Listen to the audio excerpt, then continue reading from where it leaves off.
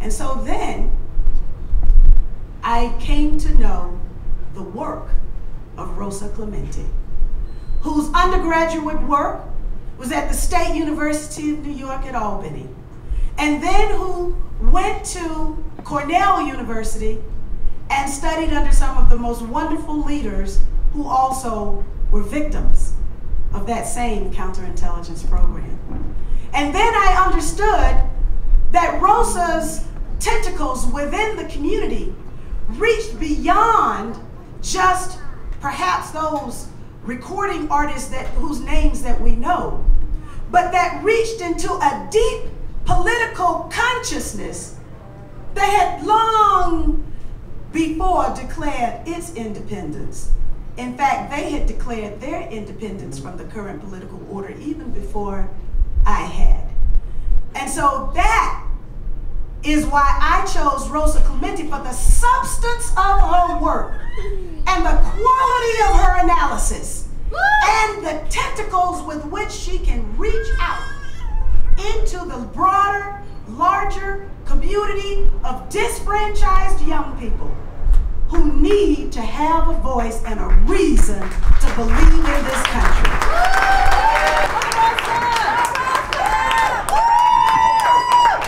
I really took the charge for Black-Brown unity extremely seriously.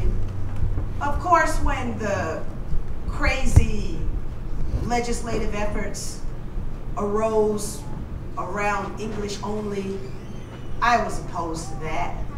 I was opposed to that in the state of Georgia. And that was even before it became like a big issue, a big federal issue.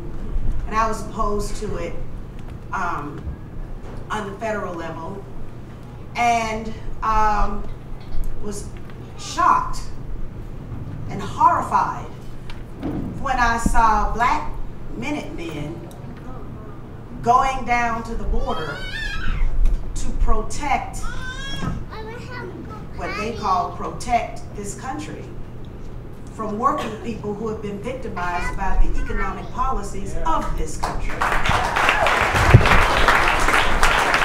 I made it a point to participate, to reach out to my Latino community in my congressional district, to participate in the May Day parade, the May Day demonstrations.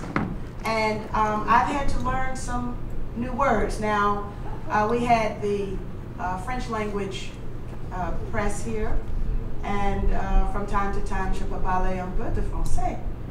Mais I don't know very much Spanish, but I know this, and Rosa, you can help me. El pueblo unido jamás será vencido. I learned that.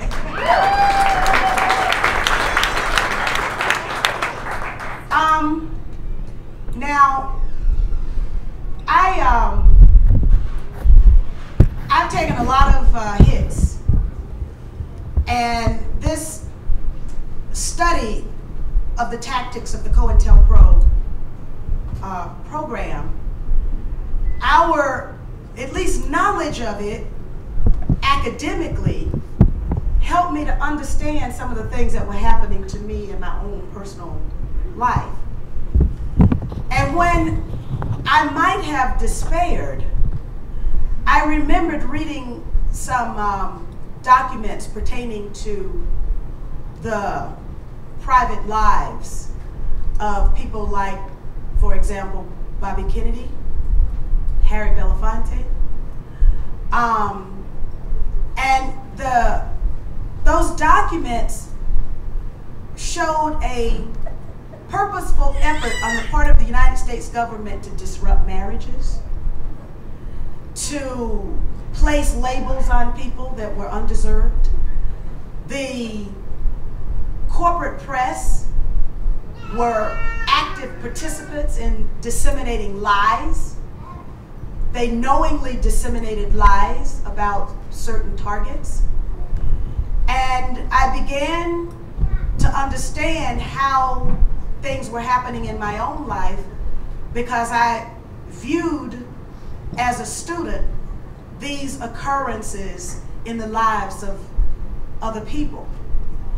And there seemed to be no end that the government would not reach to in order to achieve its objective, even to the point of the suicide of the actress Sebring, who was accused of having had an affair with a member of the Black Panther Party, and that her pregnancy was supposed to have been a result of that. Of course, it was all a lie, but she couldn't deal with this lie, and she committed suicide.